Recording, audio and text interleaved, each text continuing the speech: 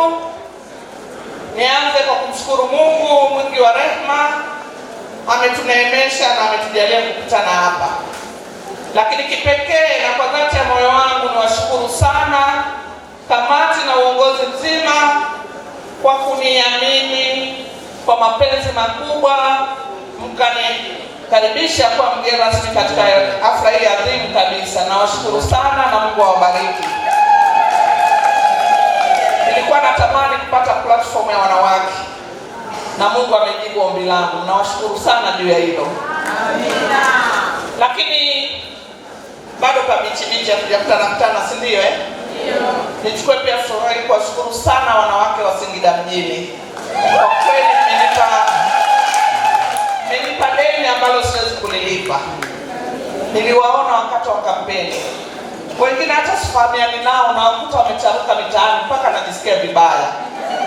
Kwa kweli mmeniheshimisha sana, na kama alivyosema wakati tawala, wanaume hata wakusogea nikipiga mara mbili yake kwa ajili yenu. Kwa hiyo nawashukuru sana na naomba niwapigie na goti kabisa. Asanteni sana. Na hili kwangu ni deni, na deni hili nitalilipa kwa kuwahudumia. Naomba mwe huru kwangu. Naomba mjisikie mna mtu. Linalowezekana tutalifanya. Lisilowezekana tutaambizana, tutashirikiana kutafuta ufumbuzi, si ndio? Lakini vinginevyo naomba Mungu asinibadilishe, nibakiage yule yule na watu wangu wale wale. Ndugu zangu, leo tuko wilaya ya Singida. Tumezoea manispaa, lakini sisi na Singida vijijini ni wilaya moja. Niwakaribishe Singida vijijini, wala msijisikie vibaya, hapa mko nyumbani. Na sisi ni wamoja, tuna mkuu wa wilaya moja, tuna katibu tawala mmoja. Kwa hiyo Singida ni moja na tunaadhimisha kwa pamoja. Kwa hiyo kila mtu ajiachie, tuko nyumbani. Hapo vipi? Hapo vipi? Tunaadhimisha siku ya mwanamke duniani. Pamoja na sherehe zote na furaha zote, maana sisi wanawake tuna mambo mengi, si ndio? Tukija hapa tukacheza hivi tunatoa stress, si ndio eh? Tunarudi nyumbani tuko fresh, tunaanza upya. Lakini siku hii ni mahususi kwa ajili ya kukutana wanawake, kutathmini hatua tulizopiga katika kutetea usawa wa jinsia, kutathmini maendeleo yetu, lakini kuelimishana, kufahamishana na kutiana nguvu ili ile lengo la 50-50 litimie. Na leo tumekutana hapa. Lakini nipongeze sana kamati ya maandalizi kwa namna ambavyo mwaka huu wamefanya mabadiliko ya namna kusherehekea sherehe hizi. Tulizoea kuzifanya kihalmashauri, lakini leo tumeanza katika kata zetu. Nimeona kata zote mmefanya vizuri, mmependeza mno kama ambavyo mmependeza leo. Kwa hakika Singida kuna wanawake wazuri. Angeniuliza mtu anatafuta mchumba, ningemwambia nenda Singida. Wanawake oye! Ndugu zangu, harakati hizi za kupigania usawa wa wanawake zilianza katika bara la Amerika. Wanawake wenzetu walichoka kufanya kazi kwa masaa mengi, lakini ujira mdogo na kubaguliwa katika baadhi ya kazi. Kwa hiyo walianza kulalamika na kupaza sauti zao, na dunia ikasikia. Na tarehe hii ilianza rasmi mwaka 1975, lakini ilitiliwa nguvu mwaka 1995, na tangu hapo tumekuwa tukisherehekea sherehe hizi kwa kukutana, kufanya makongamano, kufanya maandamano, kufanya shughuli za kijamii, lakini mwisho wa siku kufahamishana nini tunafanya, nini tumefanikiwa na wapi hatujafanikiwa, na lengo ni moja, kuhakikisha tunakwenda kupata usawa wa kijinsia wanawake na wanaume. Tunajua kabisa huko nyuma mambo hayakuwa mazuri, lakini leo tunapiga hatua. Tunataka usawa wa kiuchumi. Tukisema usawa wa kiuchumi, maana mwanamke apate fursa ya kutafuta, apate fursa ya kumiliki mali, lakini awe na nguvu ya kutumia mali yake kwa manufaa yake na jamii yake, si ndio eh? Lakini tunatafuta haki ya kupata elimu. Mtoto wa kike kike ana haki ya kupata elimu, ya kuelimika na kuitumia elimu yake katika kujiendeleza. Lakini tuna haki ya kupata huduma bora za kijamii kama afya, elimu, tupate miundombinu mizuri ya barabara, tupate maji safi na salama, tupate mazingira mazuri ya kufanyia shughuli zetu, lakini na uwezeshaji ili mwanamke huyu aweze kupiga hatua. Sasa tunapokutana tarehe 8 hii, tunapata fursa ya kujadili haya yote. Tumepata taarifa hapa, kuna mikopo ya uwezeshaji wa wanawake, tumeona huduma za afya zimeboreshwa, tumeona huduma za elimu zimeboreshwa, na sisi bado tuna nafasi ya kuishauri serikali wapi paongezeke kuboreshwa ili maisha ya mwanamke na shughuli zake ziweze kwenda vizuri. Tuna hakika kila linalofanyika katika kuleta maendeleo, mnufaika wa kwanza ni mwanamke. Ikiwa huduma za afya zitaboreka, basi mtu wa kwanza kunufaika ni mwanamke, si ndio? Mwanamke ndiye anayeuguzwa. Akiugua mtoto na mama anaumwa, si kweli? Kwa hivyo tuna kila sababu ya kushauri serikali na kuona ni nini tunapaswa kufanya ili kuhakikisha tunaenda vizuri.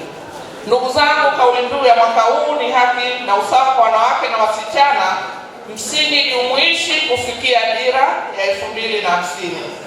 Ndugu zangu wananchi, sisi wanawake ndio nguzo kuu ya familia, na sisi wanawake ni nguzo pia ya jamii na taifa kwa ujumla. Tunapofanya vizuri, jamii inafanya vizuri. Tukianguka, jamii itaanguka.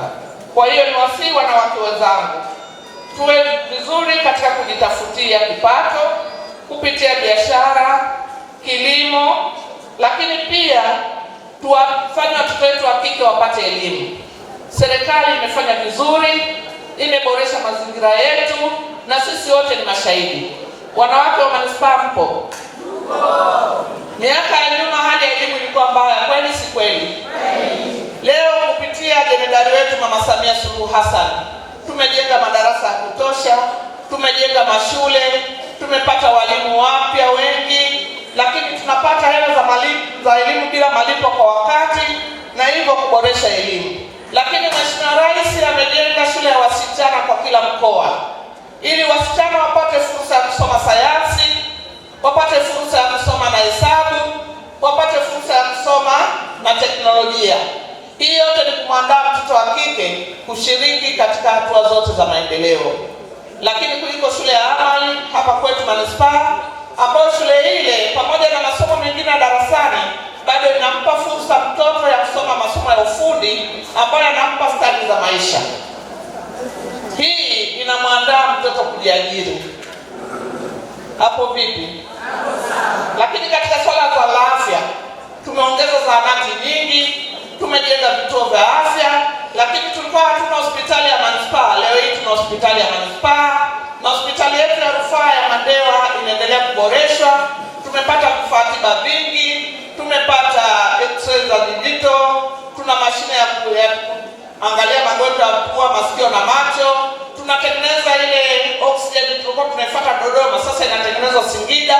Tuna madaktari bobezi, lakini bado tunaendelea kujenga hospitali yetu, na bajeti ya afya imeongezeka maradufu. Na hii imefanya Mheshimiwa Rais juzi katika mkutano wa nchi huru za Afrika ameonekana ni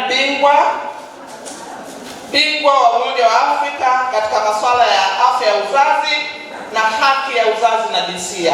Madogo hayo. Mpongeze Mheshimiwa Rais, katika Afrika nzima ametoa ajenda ya afya ya uzazi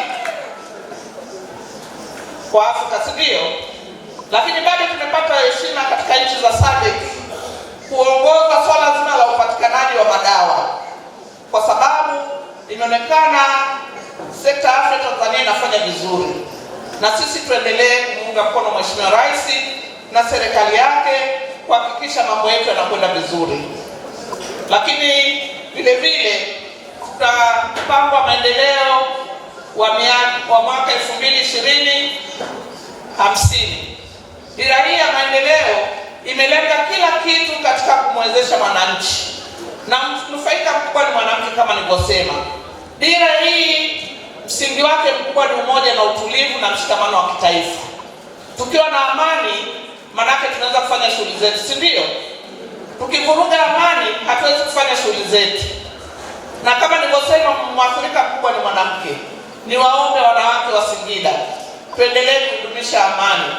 Msingi mkubwa uliwekwa na mwasisi wetu, mzee wetu Mwalimu Nyerere. Tanzania ina makabila zaidi ya 126, lakini tukikutana sisi ni wamoja. Kweli uongo? Kuna mtu anamuuliza Salma, ulitokaje Tanga ukaja Singida? Mimi nimemchagua, mnaniuliza umetoka wapi? Lakini tumeunganishwa na Kiswahili kinatutosha. Tunaweza kuzungumza, wa Mtwara akazungumza na wa Bukoba, wa Bukoba akazungumza na wa Mbeya, tukaoana, tukatembeleana bila kutuhumiana. Kweli si kweli? Sasa tusije tukavunja mshikamano wa kitaifa kwa kuchonganishwa na watu, lakini kwa kuona kwamba hivi tunaweza kufanya jambo zuri. Tutakapoibomoa nchi yetu hatuwezi kuijenga tena. Tunaelewana vizuri? Lakini pia serikali imepanga kuwa na uchumi imara, uchumi jumuishi, lakini uchumi shindani. Na uchumi huu unaanza katika hatua ya familia. Familia ikisimama vizuri kiuchumi, jamii itakuwa vizuri kiuchumi na nchi inaweza kusimama kiuchumi. Ndio maana hatutaki kumwacha mwanamke katika utekelezaji wa dira hii. Serikali imeweka mazingira mazuri ya ufanyaji biashara, mazingira mazuri ya ajira, lakini uwezeshaji kwa wanawake, vijana na watu wenye ulemavu. Ni wasihi sana wanawake wa Singida, twendeni tukazitumia hizo fursa. Hizi fursa ziko katika halmashauri zetu, hizi fursa ziko katika taasisi za mabenki, lakini hizi fursa pia ziko katika wizara. Ni kazi yetu kutafuta fursa kupitia maafisa maendeleo ya jamii na kuzitumia fursa hizi ili kila mtu apige hatua. Kusiwepo na mtu anaachwa nyuma. Na kama alivyosema mwenyekiti wetu, tupendane. Ukimpenda mwenzio utamshauri, si ndio? Ukimpenda mwenzio utamuonyesha njia, si ndio? Kwa hiyo waombe tutumie vizuri fursa hizi ili kila mtu anufaike. Lakini sambamba na hili, dira imelenga pia kuleta ustawi kwa jamii kwa kuleta huduma bora kwa wananchi. Huduma bora kama tulivyosema ni elimu. Nimesema kidogo juu ya elimu, lakini nimesema kidogo juu ya afya. Na hapa naomba niweke msisitizo. Baada ya kuchambua na kuona tunakwenda kuboreshaje huduma za afya, serikali imeweka bajeti kubwa ya afya, na ndio maana siku hizi upungufu wa dawa ni mdogo sana. Lakini kuna makundi hayawezi kupata huduma hizo vizuri kwa sababu ya kukosa fedha au uwezo mdogo. Kwa sababu hii serikali imekuja na mwarobaini wa swala hilo, nao ni bima ya afya kwa wote. Ni nini? Ni nini?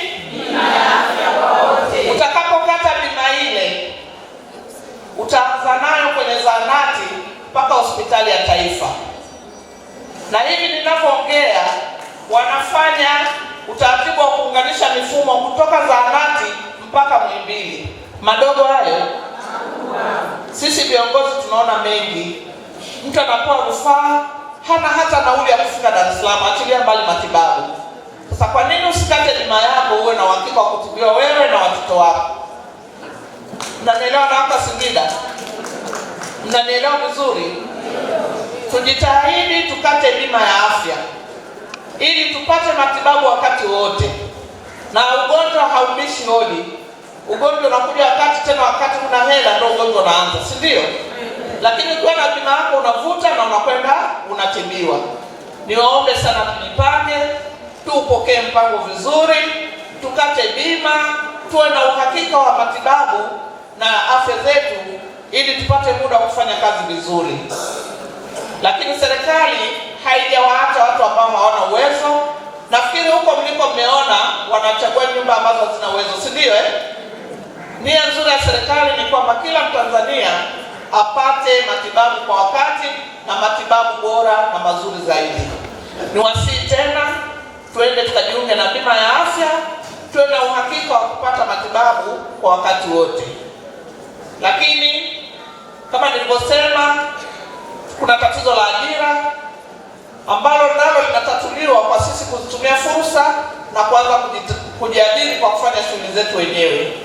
Lakini iko migogoro midogo midogo ambayo inasababisha uvunjifu wa amani: migogoro ya ardhi, migogoro ya ndoa, mirathi, matunzo ya watoto. Mheshimiwa Rais ameliona hili, ameleta timu ya wasaidizi wa kisheria katika mikoa na wilaya, na banda lao lipo pale, na leo wako tayari hata sasa mwenye tatizo aende pale atapata usaidizi wa kisheria bure. Mama Samia hoye! Mama Samia hoye!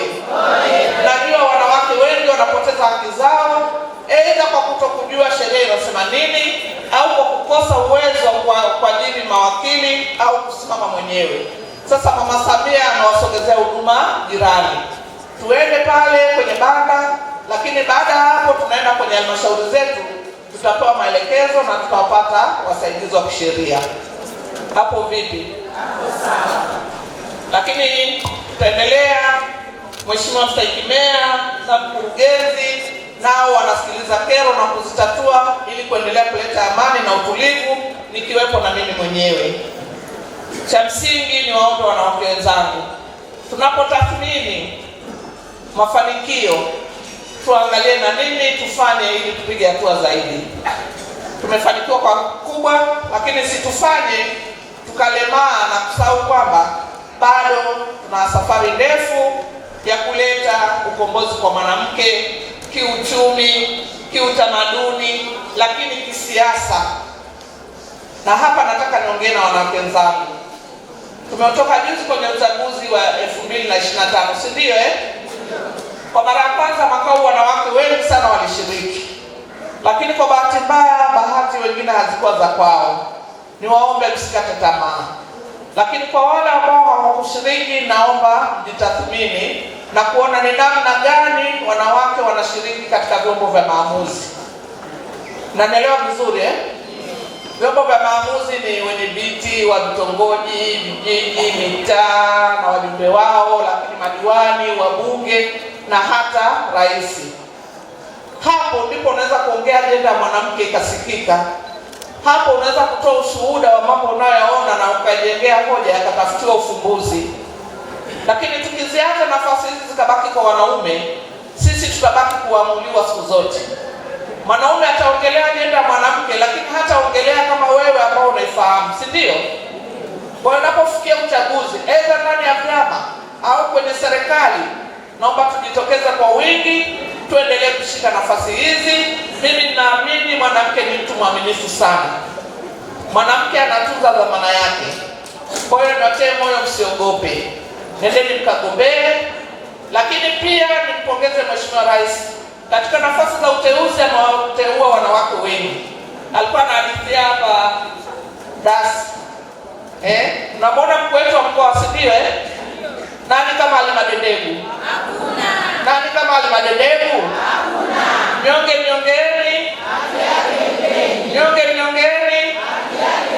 Mama Dendegu amebadilisha mkoa, kweli si kweli? Singida leo ikuta na hili sawa sawa. Tulikuwa tuweze kukaa hivi. Ametuletea makongamano, ametuhamasisha wanawake, amesimama na wanawake, na hata leo alitamani kuwepo hapa, lakini ana ugeni wa waziri mkuu kama ambavyo umesikia. Kwa hiyo anawapa salamu nyingi sana. Tuna mwenyekiti wetu wa CCM mkoa, mnamuona amesimama na mkoa unaenda vizuri. Yuko mwenyekiti wetu wa CCM wilaya. Nani asiyefahamu Lucia Mwiru? Nani kama Lucia Mwiru? Simba wa Singida mjini. CCM oyee! Hawi Simba tu ni kwa sababu amesimama kwenye nafasi yake. Anaitendea haki nafasi yake. Anamsikiliza kila mtu na hajawahi kumdharau mtu. Lakini niwaombe sana, tuendelee kuheshimiana, tupendane. Mpango wa taifa hautaki kumwacha mtu nyuma. Na kama sisi hatutapendana, maana tutaachwa nyuma.